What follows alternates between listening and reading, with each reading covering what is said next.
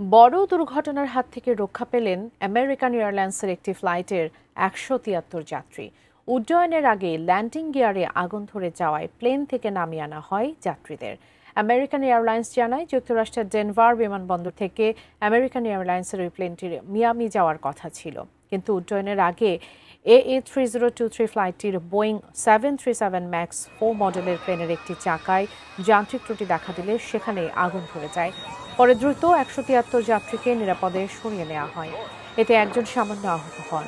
ঘটনা তদন্তে নেমেছে আমেরিকার ফেডারেল এভিয়েশন অ্যাডমিনিস্ট্রেশন। ডেনভার বিমানবন্দর বিবৃতিতে জানায়, ফ্লাইটটি যখন রানওয়েতে ছিল তখনই আগুন লাগে। ফায়ার সার্ভিস ও অন্যান্য জরুরি সেবা দলকে দ্রুত ডেকে নিয়ে যাত্রীদের উদ্ধার করা হয়।